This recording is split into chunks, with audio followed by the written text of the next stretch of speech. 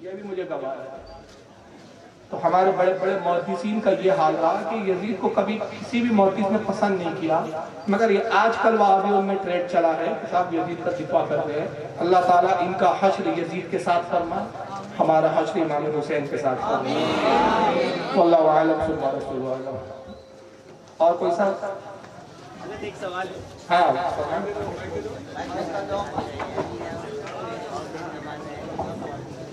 بول رہے حضرت ڈاکٹر محمد طاہر القادری صاحب کے بارے میں اہل سنت کا کیا موقف ہے؟ شخصیات کے سوال کرتے ہیں، بیچ میں تکلیف لا دیتے ہیں آج لوگ ہمارے لیے۔ دیکھیے میں شخصیتوں پہ عام طور پہ جوابات دینے سے پرہیز کرتا ہوں اور اس کی بہت ساری وجوہات ہیں، لیکن بہرحال ابھی ڈاکٹر طاہر القادری صاحب جس روش پہ جا رہے ہیں وہ قطعاً اہل سنت کی روش تو نہیں ہے۔ 1980 میں ان پہ سب سے پہلا فتویٰ لگا تھا، آپ کو معلوم ہے۔ بہت سارے لوگ، میں جانتا ہوں کہ یہاں بھی شاید ان کے کچھ فینس ہوں گے، کیونکہ ہر جگہ جہاں سنی ہے کچھ فینس ہیں ان کے، اور وجہ یہ ہے کہ ان کا جو انداز ہوتا ہے بیان کرنے کا، حوالے دینے کا، اس سے لوگ متاثر ہوتے ہیں۔ لیکن یاد رکھیے صرف علم ہونا کافی نہیں ہوتا، عقیدہ درست ہونا بھی ایک سب سے ضروری چیز ہے۔ ورنہ ابن تیمیہ اتنا بڑا عالم تھا کہ ڈاکٹر طاہر القادری اس کے پاسر میں بھی نہیں بیٹھتے۔ ابن تیمیہ کے بارے میں تو علماء نے یہاں تک لکھا، ابو اعلی مودودی کہتا ہے کہ وہ حدیث ہی حدیث نہیں جو ابن تیمیہ کو نہ پہنچی، یہاں تک لکھ دیا اس کے مبالغہ کرتے۔ اعلیٰ حضرت فاضل بریلوی نے خود ابن تیمیہ کی تعریف میں بھی تنقیص کی ہے۔ یہ حالت کی شان ہے کہ تعریف میں بھی تنقیص کر کے گزر جاتے ہیں، سمجھنے والے سمجھ جاتے ہیں۔ اعلیٰ حضرت نے فرمایا ابن تیمیہ اتنا بڑا عالم تھا، اتنا بڑا عالم تھا کہ علم زیادہ ہو گیا، عقل چھوٹی ہو گئی۔ عقل زیادہ ہو گئی اس کی اور علم زیادہ ہو گیا، عقل چھوٹی پڑ گئی۔ سامان زیادہ تھا، برتن چھوٹا تھا، تو سما ہی نہیں پا رہا تھا اس میں۔ تو بہت بڑا وقت کا عالم تھا ابن تیمیہ، اس میں کوئی ہو رہا ہے۔ لیکن جب گمراہ ہوا تو کیا عقیدہ خراب ہوا اس کا؟ اس نے ایک کتاب لکھی العرش اور ایک لکھی منہاج السنہ۔ یہاں منہاج السنہ اور بدبت کی کتاب موجود بھی ہے میرے پاس، یہ دیکھیے رکھتا بھی ہو کچھ، یہ منہاج السنہ۔ ان کتابوں میں اس میں تو یہ لکھا بہرحال کہا کہ امام حسین اہل بیت سے ہی نہیں ہے، اہل بیت سے انکار کر دیا انہیں کا۔ کہا کہ قرآن میں آیا قُلْ لَا أَسْأَلُكُمْ عَلَيْهِ أَجْرًا إِلَّا الْمَوَدَّةَ فِي الْقُرْبَى، اے نبی کہہ دیجئے کہ میں تبلیغ کے وقت تم سے کچھ نہیں مانگتا مگر یہ کہ میرے اہل بیت سے محبت کرو۔ کہا کہ اس آیت کے زمرے میں امام حسن اور امام حسین نہیں آتے۔ تو یہ سب بکواسیں اس نے کی ہے۔ حضرت علی کے بارے میں کہتا ہے کہ من کن تو مولا والی حدیث قابل اعتبار ہی نہیں ہے، اس پر بھروسہ بھی نہیں کرنا چاہیے، واحیات حدیث ہے۔ تو اس طرح اس نے فول بکے۔ چلو یہ تو چھوٹی چھوٹی بات تھی۔ اس کا کفری عقیدہ یہ تھا ابن تیمیہ کا، العرش کتاب لکھی اس نے، اور مجمع الفتاوی اس کی جو فتاوی کی کتاب ہے 18 جلدوں میں، اس میں کہتا ہے کہ اللہ کا جسم ہے، اس کے ہاتھ پیر کان ناک سب ہے، اور اللہ اپنے جسم کے ساتھ اپنے عرش کے اوپر بیٹھا ہوا ہے، اور جب جی چاہتا ہے اتر جاتا ہے، جب جی چاہتا ہے عرش پر پھر بیٹھ جاتا ہے۔ پھر کہا کہ وہ متحرک ہے، وہ یتحرک، وہ وائبریٹ ہوتا ہے، ہلتا ڈلتا ہے، مطلب ایسا ہی نہیں کہ ساکن بیٹھا ہوا ہے۔ پھر وہ لکھتا ہے معاذ اللہ کہ جب چاہتا ہے اترتا ہے، جب چاہتا ہے چڑھ جاتا ہے۔ یہاں تک کہ ابن بطوطہ اس کے بارے میں بہت بڑا مورخ اور سیاح گزرا ہے، وہ کہتا ہے کہ میں ابن تیمیہ کی مجلس میں گیا تو ابن تیمیہ ممبر پہ بیٹھ کے تقریر کر رہا تھا، اب ممبر پہ بیٹھ کے کہتا ہے کہ اللہ ایسے ہی ممبر پہ بیٹھا ہے۔ ممبر کس کو بولتے ہیں سن لیجئے، یہ عربی کا لفظ ہے، اسی کو اردو میں ہم بولتے ہیں کرسی۔ میں جس پہ بیٹھا ہوں اس کو عربی میں کیا بولیں گے؟ ممبر۔ یہ اسی کو ممبر بولتے ہیں، ممبر کوئی خاص الگ سے نہیں ہوتا۔ ابن تیمیہ کرسی پہ بیٹھا ہوا تھا، کہا دیکھو جیسے میں اس کرسی پہ بیٹھا ہوں اللہ ٹھیک ایسے ہی کرسی پہ بیٹھا ہوا ہے۔ پھر کرسی سے ابن تیمیہ اترا، کہا دیکھو جیسے میں اترا ہوں نا اللہ بھی عرش سے ایسے ہی اتر جاتا ہے۔ یہ وہ باطل عقائد تھے جس کی بنیاد پر علماء نے اس کے خلاف فتاوی دیے، بعد میں اس کو گمراہ کہا، بعد میں اس کو کافر کہا۔ یہاں تک کہ علامہ ابن حجر الہیثمی المکی الشافعی اس کے خلاف فتویٰ دیتے ہوئے اپنی کتاب فتاوی حدیثیہ صفحہ نمبر 18 پہ لکھتے ہیں کہ ابن تیمیہ کے بدترین عقیدے میں جو اس کی کتابوں میں یہ بھی عقیدہ ہے تو کہتا ہے کہ اللہ تعالیٰ جو ہے جسم رکھتا ہے، وجسمیتی اس کا جسم ہے، والانتقال وہ جگہ بھی بدلتا ہے، کبھی آج یہاں ہے تو ضروری نہیں یہیں رہیں گا، کل وہاں چلا جائے گا، پرسوں وہاں چلا جائے گا، نرسوں وہاں چلا جائے گا، والانتقال ہو جگہ بھی بدلتا ہے وہ۔ اور اس کا معاذ اللہ بدترین عقیدہ یہ ہے کہ کہتا ہے کہ اس کا جو ساخت ہے، اس کا جسم جو اللہ کا وہ عرش کے برابر ہے، وَأَنَّهُ بِقَدْرِ الْعَرْشِ، وہ ٹھیک عرش کے برابر ہے، وَلَا أَصْغَرَ وَلَا أَكْبَرَ، نہ عرش سے چھوٹا ہے نہ عرش سے بڑا، ٹھیک عرش کے برابر اس کا جسم ہے۔ تو وہ جسم کو مانتا ہے اللہ کی، معاذ اللہ۔ تو ابن تیمیہ اتنا بڑا علامہ تھا، لیکن باطل عقائد و نظریات کی بنیاد پر گمراہ بھی ہوا، بددین بھی ہوا، فتاوی بھی دیے گئے۔ میں اگر طاہر القادری صاحب کے بارے میں ایک جملہ کہوں، اس دور کے ابن تیمیہ ہے طاہر القادری، اس سے اچھی تشریح و تعریف نہیں ہو سکتی۔ اب آپ کہیں گے انہوں نے تو کوئی اللہ کے جسم کا بارے میں اعتقاد نہیں رکھا، لیکن بھلا ہی نہیں رکھا ہو، لیکن انہوں نے بہت سارے ایسے باتیں بیان کی ہے کہ جو کفر کی طرف لے جاتی ہیں، بعض گمراہیت کی طرف لے جاتی ہیں۔ اب ان کی ایک میں مزاحیہ خیز بات بتا دیتا ہوں، یہ باخدا اللہ رب العزت کی قسم ہے پہلی بار میں اپنا ذکر کر رہا ہوں، ورنہ ان سے میں تفسیر بھی کرنا پسند نہیں کرتا۔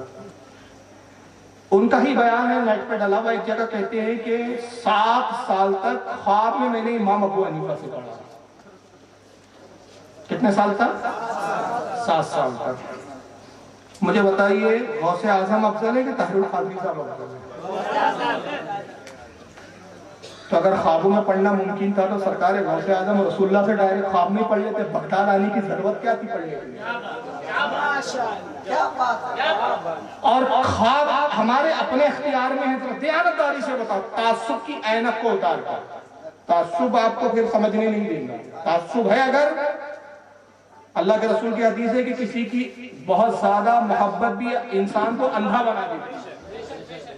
محبت بھی ایک حد ہوتی ہے، محبت تب تک جب تک سب کچھ ٹھیک، مجھے تب تک چاہیے جب تک میں اپنے بزرگوں کا وفادار ہوں۔ جس دن دیکھو بزرگوں کی بارگاہ میں گستاخ ہے، غدار ہے، کسی کام کا نہیں، دودھ میں مکھی کی طرح نکال کر دیا۔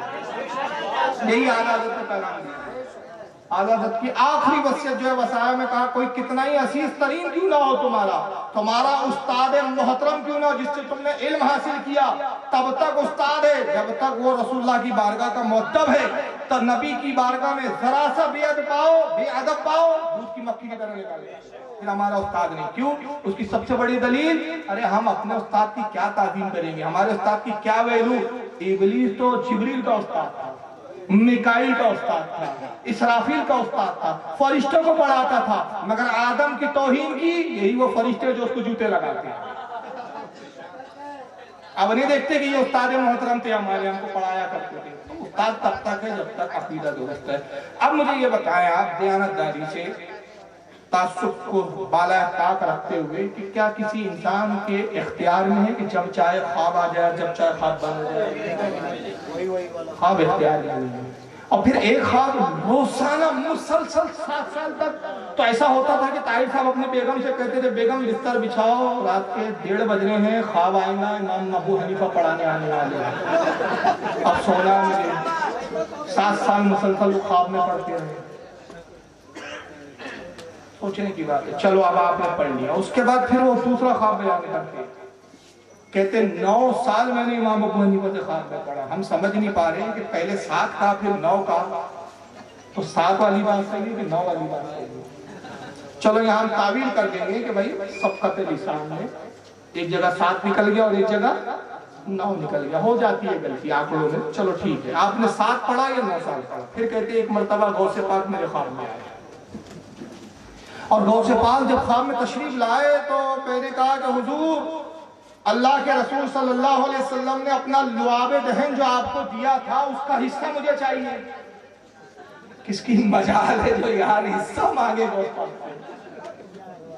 غوث پاک سے حصہ، وہ واقعہ کیا ہے پہلے واقعہ سمجھوں گے تو آپ کو یہ بات سمجھ میں آئے گی۔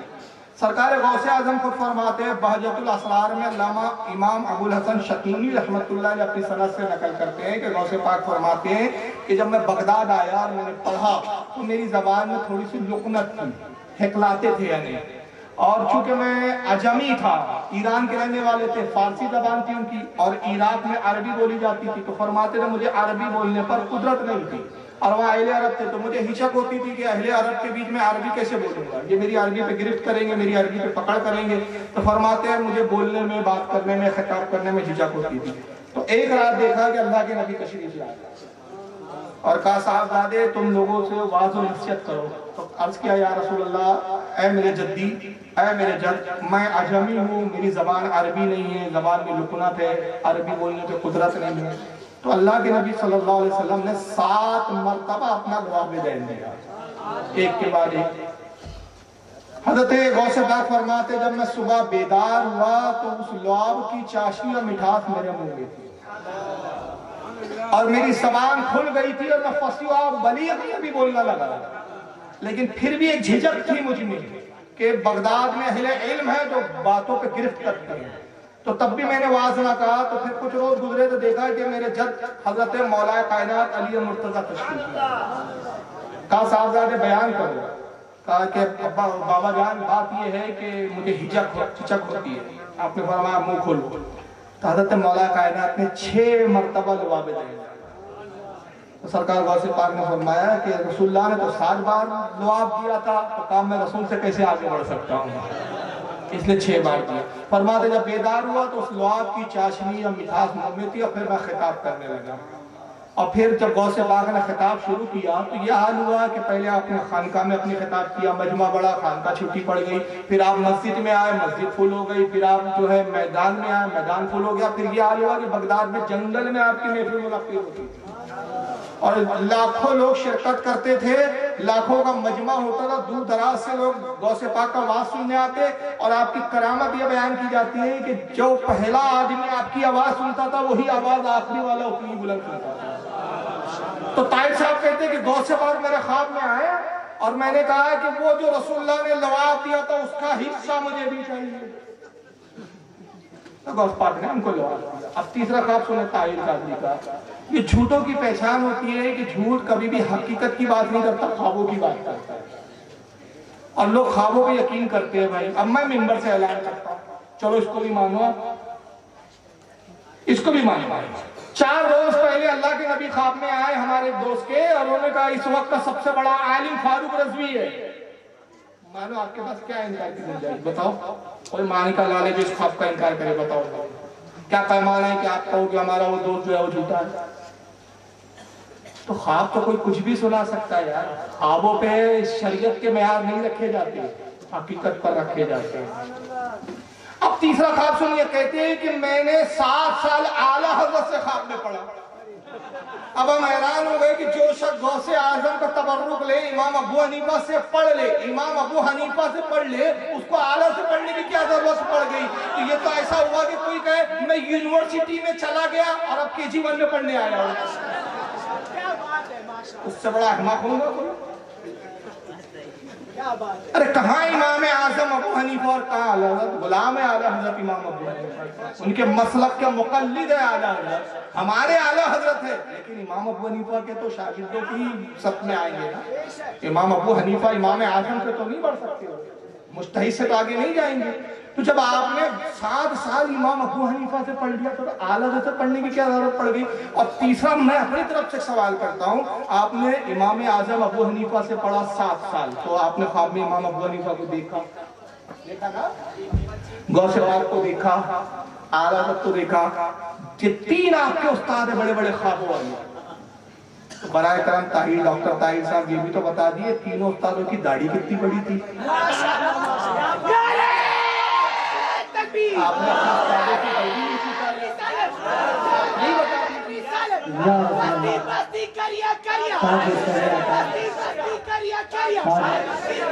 یہ 3 کو مساق بنا خود ان کا تضاد بتاؤں آپ کو میں، جس نے امام ابو حنیفہ سے پڑھا اس کی کتابوں میں تضاد ہے بھائی۔ علامہ آصف جلالی صاحب پاکستان کے جب انہوں نے طاہر صاحب کی پکڑ کی نا ان کی کتابیں، طاہر صاحب کو مجبور ہو کر ایک بیان لینا پڑا، انٹرنیٹ پہ بیان ڈھلا ہوا ہے۔ پہلے کہتے تھے اس دور کا میں کثیر التصانیف عالم ہوں، یعنی میں نے سب سے زیادہ کتابیں اس دور میں نے لکھی، اتنے 100 کتابیں میں نے لکھی، اتنی 100 میں نے کتابیں لکھی ہے۔ تو جھوٹ اتنا بولتے ہیں صفائی سے کہ اللہ کی پناہ، اللہ ان کی مغفرت کرے، ان کو توبہ کی توفیق دے۔ ہمارے دوست ہے ISI کر رہے تھے اور ابھی پڑھاتے ہیں، وہ IS جو کرتے ہیں لڑکے IS اس کو پڑھاتے ہیں۔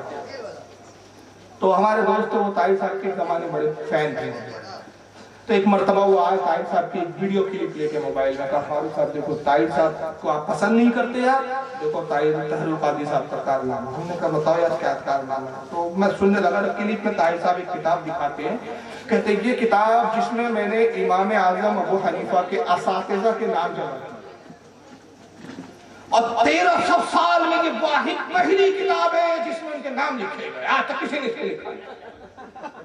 میں نے اپنی لائبریری سے الحمدللہ میرے گھر میں بھی 6000 کتابیں حدیثوں کی ساری تفاسیر سب ملا دیا۔ میں نے اپنی کتاب سے لائبریری سے کتاب نکالی، میں نے کہا یہ سمیر نام تھا ہے وہ لڑکے کا، میں نے کہا سمیر یہ کتاب ذرا دیکھو کا کہا نہیں مجھے نہیں معلوم، یہ تو عربی میں لکھ رہی ہے۔ میں نے کہا یہ نام پڑھو، تو اس نے نام بڑے مشکل سے پڑھا، تو ایک امام کا نام تھا، ابھی ذہن میں نہیں ہے میرے نام، کیونکہ ابھی اچانک سوال ہوا ہے، میں تیاری سے تھوڑی آیا اس کی۔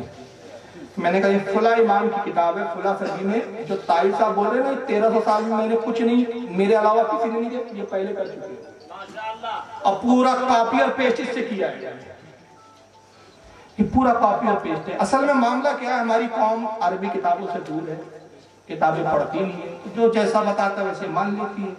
اب ان کا تضاد میں چھوٹا سا بتا رہا ہوں، ایک طرف انہوں نے تقریر کی اور ابو طالب کو مومن ثابت کر دیا، ان کا تضاد دیکھ کے طاہر صاحب کا شیعوں کے بیچ بیٹھ گئے، جیسا دیش ویسا دیش، شیعوں کے بیچ بیٹھ کے تقریر کر رہے ہیں وہ، اور شیعوں کے بیچ بیٹھ کے انہوں نے ابو طالب کو مومن ثابت کیا کھیچتان کا۔ اور پھر ان کی ایک بڑی ضخیم کتاب ہے جس کا نام ہے عید میلاد النبی۔ کیا نام ہے کتاب کا؟ عید میلاد النبی۔ ملتی ہے مارکیٹ میں بہت آسانی سے، بلکہ بہت سارے جو منہاجی حضرات ہیں ان کے پاس ہوں گی یہ کتاب، دیکھ لے ہو جا کے۔ اور وہ تقریباً نیٹ پر ڈلی ہوئی ہے جس میں ابو طالب کو مومن ثابت کر رہے ہیں، اور اس کے بعد سے جو بوال ہوا سنیوں میں بوال چل رہا ہے، سمجھ نہیں رہا ہے کہ ایسا اہل سنت کو تفریق میں بانٹا ہے نہیں۔ عید میلاد النبی کتاب میں خود ایک سوال اٹھاتے ہیں کہ وہابی اعتراض کرتے ہیں، خود ہی سوال اٹھا رہے ہیں طاہر صاحب، کسی نے پوچھا نہیں ہے ان سے، کہتے ہیں کہ وہابی اعتراض کرتے ہیں کہ تم نبی کی میلاد مناتے ہو، تو نبی کی میلاد منانے پر کیا بشارت ہے؟ تو ہم بخاری کی حدیث پیش کرتے ہیں کہ ابو لہب نے حضور کی میلاد منائی، اور اس کی ایک لونڈی تھی سعیدیہ، وہ آئی خوشخبری دینے، تو ابو لہب نے انگلی سے اشارہ کیا، صحیح بخاری میں حدیث موجود ہے، آپ نے پڑھا بھی ہوگا، تو انگلی سے اشارہ کیا، کہا جا سے تو آزاد ہے، سعیدیہ کو اس نے آزاد کیا، اور پھر وہ مر گیا ابو لہب۔ تو خواب میں کسی نے دیکھا، دیکھنے والے بھی حضور کے چچا عباس تھے، وہی مان لیا۔ آج ابو لہب کیا حال ہے تیرا، کیا گزری تجھ پر؟ کہا کوئی راحت میں نے پائی نہیں، مرنے کے بعد سخت عذاب میں ہوں، مگر یہ کہ پیر کے دن رسول اللہ پیدا ہوئے، میں نے حضور کی میلاد اور پیدائش کی خوشی میں اپنی لونڈی کو اشارے سے آزاد کیا تھا، اور جس انگلی سے میں نے اشارہ کیا تھا وہ انگلی میرے منہ میں ڈال دی جاتی ہے، اور اس انگلی سے کچھ پانی آتا ہے، میں پیتا ہوں، اور ہفتے بھر کی اس سے پیار نہیں۔ یہ صحیح بخاری ہے۔ تو طاہر صاحب کہتے ہیں کہ اس پر وہابی اعتراض کرتے ہیں کہ قرآن میں تو ہے کہ کافروں کے لیے سخت عذاب ہے، کافروں کے لیے سخت عذاب ہے، تو ابو لہب جب کافر ہے تو اس کو عذاب میں کیسے راحت دی جا سکتی ہے، کافر کے عذاب میں کمی کیسے ہو سکتی ہے؟ تو طاہر صاحب کہتے ہیں کہ اس کو سمجھنے کے لیے آؤ بخاری اور مسلم کی حدیث دیکھو۔ اب بخاری مسلم کی حدیث خود لا رہے ہیں، اب بھول گئے کہ میں ابو طالب کا ایمان ثابت کر کے آیا ہوں۔ کہتے ہیں کہ ابو طالب کفر کی حالت میں مرے، اور اللہ کے نبی سے حضرت عباس نے پوچھا کہ یا رسول اللہ آپ کا چچا ابو طالب آپ کی بڑی مدد کرتا تھا، بڑی نصرت کرتا تھا، آپ کے لیے کافروں سے لڑتا تھا، آپ نے اس کو مرنے کے بعد کیا فائدہ پہنچایا؟ تو اللہ کے نبی نے کہا کہ اپنے کفر کے سبب میں نے اس کو گردن تک آگ میں ڈوبا ہوا دیکھا، میں نے یہ مدد کی کیونکہ وہ میری مدد کرتا تھا، تو میں نے صرف اتنی مدد کی کہ اس کو کھینچ کر تخنوں تک کی آگ میں کر دیا۔ اب جہنم کا سب سے کم عذاب ابو طالب پر ہے، میرے چچا پر، یہ میں نے اپنی نصرت کی وجہ سے اس کو فائدہ پہنچایا۔ طاہر صاحب بھول گئے کہ بھائی جس کو آپ مومن ثابت کر رہے ہیں، یہاں میلاد ثابت کرنے کے لیے اسی کو کافر بھی ثابت کر رہے ہیں، اور یہ بتا رہے ہیں کہ حضور کی محبت کی بنیاد پر کافر کے عذاب میں کمی ہو جاتی ہے، یہ تضاد۔ اور جو ان کا ایک سب سے بڑا معاملہ تھا جس پر بڑا وبیلہ مچا، جب انہوں نے منہاج القرآن تحریک شروع کی تو انہوں نے خواب بیان کیا، اس کو پوری خوابوں کی بارات ہے۔ کہتے ہیں کہ خواب یہ دیکھا کہ اللہ کے نبی تشریف لائے اور حضور بڑے ناراض ہو کر جا رہے ہیں، تو تو میں نے دیکھا کہ رسول اللہ کے چہرے پہ ناراضگی ہے. میں نے کہا یا رسول اللہ آپ پاکستان آئے رکے نہیں جا رہے. کہا طاہر القادری چھوڑ دو ہمیں جانے دو, اب ہم پاکستان کبھی نہیں آئے. ارے بھائی وہ نیٹ پر ڈالا ہے, ان کا ویڈیو ہے بھائی. مطلب میں کوئی لنکرانی نہیں سنا رہا ہوں. اگر یہ سب دیکھنے کے بعد بھی کسی کی آنکھ نہ کھلے تو اس کو نابینا اور اندھا ہی بولا جاتا ہے. کہتے ہیں طاہر القادری میں بہت ناراض ہوں, مجھے چھوڑ دو, مجھے جانے دو, میں پاکستان کبھی نہیں آؤں گا. کہا یا رسول اللہ پاکستان سے چلے جائیں گے روٹ کر تو پاکستان تباہ ہو جائے گا, برباد ہو جائے گا, حضور ایسا نہ کریں. کہا نہیں طاہر القادری, یہ پاکستان والوں نے میرا دل بہت دکھایا, بہت تکلیف پہنچائی میرے دل کو, بہت ستایا ان لوگوں نے, میرے قلب کو بڑی تکلیف پہنچائی. میں نے کہا یا رسول اللہ نہیں جانے دیں گے, حضور آپ چلے گئے پاکستان تباہ ہو جائے گا. کہا نہیں طاہر القادری تم نہیں جانتے کہ پاکستان کے میں تنظیموں سے ناراض ہوں. دیکھو مکاری بھی دیکھو طاہر صاحب کی, شیعوں سے ناراض نہیں ہو آتے ہو, وہابیوں سے ناراض نہیں ہو پاکستان کے. حضور کن سے ناراض ہے وہاں پر؟ کہا میں سنی تنظیموں سے ناراض ہوں, یہاں کے مشائخ سے ناراض ہوں, میں یہاں کے علماء سے, سنی علماء سے ناراض ہوں, میں اہل پاکستان سے ناراض ہوں. طاہر صاحب سے ذرا میں گزارش کر کے پوچھنا چاہتا ہوں, اگر میری آواز جائے, اگر آپ نیٹ پہ ڈالیں, طاہر صاحب یہ اہل پاکستان میں کون کون ہے, ذرا ان کے نام ذکر کر دیجیے ان شخصیات کو. کیا اہل پاکستان میں بابا فرید نہیں ہے؟ کیا اہل پاکستان میں داتا گنج بخش لاہوری نہیں ہے؟ کیا حضرت شہباز قلندر نہیں ہے؟ کیسے کیسے اولیاء نہیں ہے پاکستان میں بھی بھائی؟ ایک تو ہے سب سے ناراض ہے اللہ کے رسول, سب سے ناراض. اور ناراض ان کی وجہ کیا ہے وہ بھی سنیں, کتنی بچکانی وجہ بتاتے. تو میں نے کہا یا رسول اللہ آپ اہل پاکستان سے کیوں ناراض ہیں, یہاں کے علماء سے کیوں ناراض ہیں, یہاں کی سنی تنظیموں سے کیوں ناراض ہے؟ کہا طاہر القادری انہوں نے مجھے دعوت دی اور مجھے کھانا تک نہیں کھلایا, مجھے دعوت دے کے بلایا, مجھے کھانا تک نہیں کھلایا, مجھے پوچھا تک نہیں, کوئی مجھے لینے تک نہیں آیا. مجھے کیا لنترانی قصے سنا رہے ہو یار, شرم کرو, ڈوب مرو چلو برپان مارو. کہا طاہر القادری چھوڑ دو, بالکل اب ہم آئیں گے نہیں, ناراض ہے. تو کہتے طاہر صاحب جو میں حضور کے قدموں میں گر گیا, سرکار کے قدموں میں لوٹ پوٹ ہونے لگا, بچوں کی طرح دکھتانے لگا, یا رسول اللہ نہیں جائیں گے, یا رسول اللہ نہیں جائیں گے. سارے نوٹنکی رو بھی رہے, جتنے سننے والے بیٹھے رہے وہاں سب رو رہے ہیں. کوئی اس میں ایک ایسا سمجھدار نہیں جو کھڑے ہو کے پوچھے کہ حضرت کیا تم آپ کس سے لنترانی سنا رہے ہو یار, کچھ تو ڈھنگ کی تو بات کرو, کچھ لاجیکل تو بات کرو. ڈاکٹر کی ڈگری ہے آپ کے پاس, PhD ہولڈر ہے آپ, LLB بھی کیا ہے آپ, لا کے آپ پروفیسر رہے ایک زمانے میں, قانون پڑھایا آپ نے, بچکانی باتیں کر رہے ہو, عوام میں ڈبرو گھما رہے ہو چندے کے لیے, صرف چندے اور دھندے کے لیے. کیا ہے کوئی پوچھنے والا نہیں, سب رو رہے ہیں, یہ بھی رو رہے. طاہر صاحب نے کہا یار نہیں جانے دیں گے, نہیں جانے دیں گے. تو کہتے طاہر صاحب کہ جب میں نے بہت عاجزی کی, گڑ گڑایا, خوشامد کی, تو پھر حضور کے چہرے پر کچھ شفقت آئی, کچھ نرمی آئی. کہا اچھا طاہر تم اتنی ضد کرتے ہو تو ٹھیک ہے, ہم تمہارے کہنے پر اب جو ہے رک جاتے ہیں کچھ دن پاکستان, پھر آتے رہیں گے, مگر ہماری ایک شرط ہے, ایک وعدہ. کہا یا رسول اللہ جو کچھ ہمارے بس میں ہوگا ہم کریں گے سرکار. کہا نہیں طاہر القادری تمہارے بس میں ہے, تم وعدہ کر لو. اچھا حضور میں وعدہ کرتا ہوں. طاہر صاحب کہتے ہیں کہ میں نے حضور کی ذات پر بھروسہ اور اعتماد کر کے وعدہ کر دیا. تو جب میں نے وعدہ کیا تو حضور نے فرمایا کہ طاہر تم نے وعدہ کر لیا, میرا دل خوش ہو گیا. تو وعدہ کیا کیا؟ کہا وعدہ کر لو, وعدہ یہ کہ اب جب بھی میں پاکستان آؤں گا تو ہوٹل میں ٹھہرنے کا انتظام تم ہی کرو گے. حضور کو ہوٹل میں ٹھہرائیں گے, مذاق نہیں تو کیا ہے, ہوٹل میں ٹھہرنے کا انتظام تم کرو گے, اور جو فلائٹ کا خرچہ ہے وہ بھی تم دو گے. فلائٹ سے آئیں گے حضور صلی اللہ علیہ وسلم, اور جہاں جہاں پاکستان میں میں گھوموں گا اس کی بس کا کرایہ بھی تم دو گے. یعنی حضور کو گھمائیں گے بھی تو بس سے گھمائیں گے, کار میں نہیں گھمائیں گے. اس پر توصیف الرحمان نے رد کیا. وہی توصیف الرحمان جس کا میں رد کر رہا ہوں, جس کی اوقات نہیں کہ ہم سے بات کرے, مگر ایسے قصے اور منگڑت باتوں کی وجہ سے ایسے وہابیوں کو منہ بولنے میں منہ کھلتا ہے. اس نے بھی مذاق اڑایا, کہا بریلیوں تمہارا ایک طرف تو عقیدہ یہ ہے کہ رسول اللہ ہر جگہ حاضر و ناظر ہے, جو حاضر و ناظر ہوتا باولے. یہ اس کے جملے سنا رہا ہوں, میرے جملے نہیں ہے, یہ بھی نیٹ پہ ڈلے. طاہر القادری کو بولتا ہے ارے باولے, جس کو حاضر و ناظر بولتے ہیں اس کو پلین میں آنا نہیں پڑتا, جو ہر جگہ موجود ہو اس کو آنے کی ضرورت نہیں, جانے کی ضرورت نہیں. اور جو نبی صلی اللہ علیہ وسلم آئے تھے تو وہ کیا وہابیوں کی ایئر لائنس تھی کہ سنیوں کی ایئر لائنس تھی؟ ساری ایئر لائنس تو ہماری ہے. سعودیہ سے جب مدینے سے آئے تو, اور کہا کہ وہ ہوٹل کا پتہ ہمیں بھی بتا دو جہاں حضور کو ٹھہراتے ہو, یار سارے سنی وہابی کے جھگڑے حضور سے مل کر ہی حل کروا لیں گے کہ بھائی کون صحیح اور کون غلط. پھر اس نے ایسے ایسے تبصرے کیے کہ آپ سن نہیں سکتے، ایسے ایسا مذاق اڑایا اس نے، یہ کیا ہے یہ ایسے قصے کہانیاں، یہ تحریک ہمیں ہضم نہیں ہوتی بھائی۔ وہ علم رکھتے ہیں، میں اس کا انکار نہیں کرتا، طاہر القادری کو بہت علم ہے، لیکن علم وہی وہاں تک کہ ٹھیک ہے بھائی کہ جہاں تک نفع بخش ہو، اور وہی علم جب وہ زوال بن جائے تو پھر کسی کام کا نہیں۔ ہمارے ہاں اگر ہم علم کی قدردان ہوتے تو پھر وابیوں کے بھی تو آدمی ہے نا، پھر ہم ان کی عزت کیوں نہیں کرتے؟ عقیدے کی بنیاد پہ نہیں کرتے نا، تو علم ہی تھوڑی دیکھا جاتا ہے، پہلے تو عقیدہ دیکھا جاتا ہے۔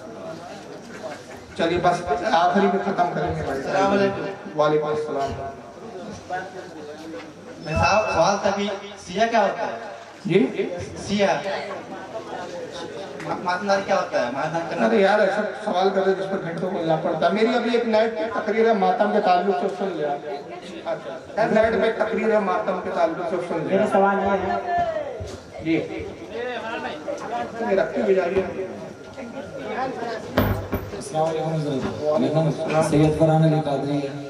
میرا ایک سوال یہ تھا کہ آپ کا ایک نیٹ میں تقریر ڈلا ہوا ہے عورتوں کا مسجد میں جانا کیسا، تو میں نے بہت سارے اہل حدیثوں کا رد کیا آپ کی تقریر دکھا کے، جی تو اس میں آپ نے جو دلیل دی تھی کہ حضرت عمر فاروق نے عورتوں کو مسجد میں جانے سے منع کر دیا، جی جی تو جب انہوں نے منع کیا تو عورتیں حضرت عائشہ کی بارگاہ میں گئیں، پھر وہی صحیح مسلم والی روایت ہے صحیح بخاری میں جی، اور مسلم میں بھی میں نے پڑھا تھا اس میں، تو اس میں کیا ہے کہ حضرت عمر فاروق کا نام نہیں ہے اور نہ ہی عورتوں کا ذکر ہے، تو اب میرے کو ان لوگوں نے پریشان کر دیا کہ حضرت عمر فاروق کا نام دکھاؤ کہ کہاں حضرت عمر کس کتاب میں لکھا ہوا ہے۔ اس سے بڑا کوئی جاہل نہیں ہے، حدیث کے لیے شرح دیکھنی پڑتی ہے، فتح الباری اس کی شرح ہے امام اسقلانی کی، اور یہ وہابی بھی اس چیز کو مانتا ہے، لیکن کیا ہے صرف آپ کو پریشان کرنے کے لیے مکاری